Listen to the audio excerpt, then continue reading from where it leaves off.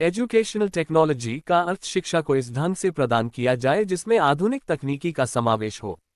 शिक्षा मानव की अंदर की शक्तियों को बाहर लाती है। यह एक ऐसा परिवेश है जिसके द्वारा व्यक्ति के चिंतन तथा व्यवहार में परिवर्तन आता है। उसकी व्यवहारिक दृष्टि सभी प्राणियों के लिए समान स्तर की होती है। इस प्रकार जब व्यक्ति की व्यापक दृष्टि में परिवर्तन आता है तो वह स्वयं नवीनता का अनुभव करते हुए समाज को नवीन विचार प्रदान करता है। इस प्रकार शैक्षिकी तकनीकी का अर्थ शिक्षा के सभी अंगों को समझकर उनको क्रम से रखना है ताकि शिक्षा ग्रहण करने वालों को अधिक से अधिक लाभ प्राप्त हो सके। शैक्षिकी तकनीकी के अर्थ तथा स्वरूप को स्पष्ट करने के लिए शिक्षाशास्त्रियों ने निम्नलिखित परिभाषाएं दी हैं। GOM लीड के शब्दों में शैक्षिकी तकनीकी सीखने और सिखाने में वैज्ञानिक ज्ञान का प्रयोग है, जिसके द्वारा शिक्षण एवं प्रशिक्षण की प्रक्रिया की प्रभावपूर्णता तथा दक्षता का विकास कर उसमें सुधार लाया जाता है। S कुलकर्णी के अनुसार तकनीकी एवं वैज्ञानिक आविष्कारों और नियमों का शिक्षा की प्रक्रिया में प्रयोग ही शैक्षिकी तकनीकी है। श्री तिलक राज के कथनानुसार शैक्षिकी तकनीकी एक प्रणाली है जो अधिगम को सरल, प्रभावी, स्थायी और व्यापक बनाती है।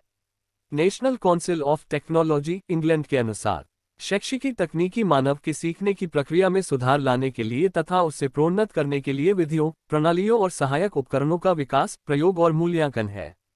शिव के मित्रा के शब्दों में शैक्षिकी तकनीकी को उन पद्धतियों और प्रविधियों का विज्ञान कहा जा सकता है जिसके द्वारा लक्ष्यों को प्राप्त किया जा सके। शैक्षिकी तकनीकी की आवश्यकता इस व्यवस्था को लागू करके विश्वविद्यालयों में धन का उचित उपयोग किया जा सकता है, जिससे छात्रों को उचित मार्गदर्शन प्राप्त हो। पद्धति व्यवस्था को प्रयोग में लाकर शैक्षिकी प्रबंधन तथा प्रशासन की कमियों को दूर किया जा सकता है।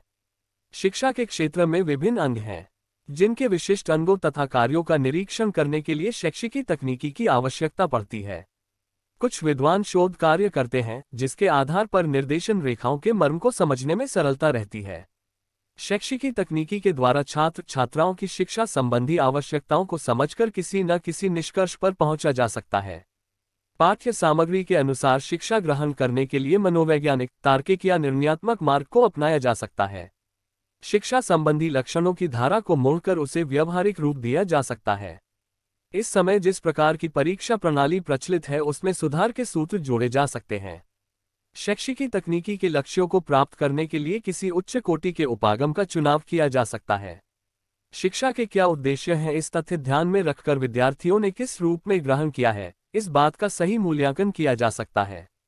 विद्यार्थी शिक्षा को ग्रहण करने में कितनी रुचि ले रहे हैं, इस बात का निर्णय उनकी योग्यता के आधार पर किया जा सकता है। पाठ्यवस्तु की वास्तविकताओं को समझकर उसे क्रमानुसार रखा जा सकता है। इसमें व्यवस्थित रूप की भी आवश्यकता है। विद्यार्थियों ने शिक्षा ग्रहण करने में कितनी रुचि ली है, इस बात का विश्लेषण तथा मूल्यांकन किया जा सकता है।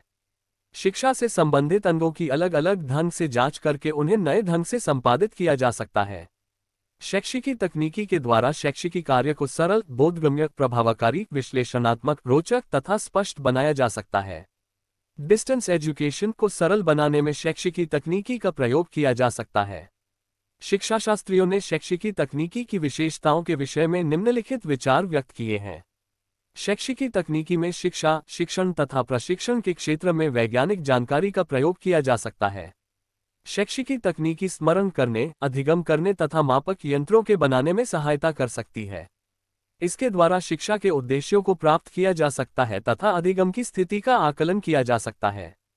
उम्मीद है आपको यह वीडियो पसंद आई हो तो वीडियो को लाइक और सब्सक्राइब जरूर करें।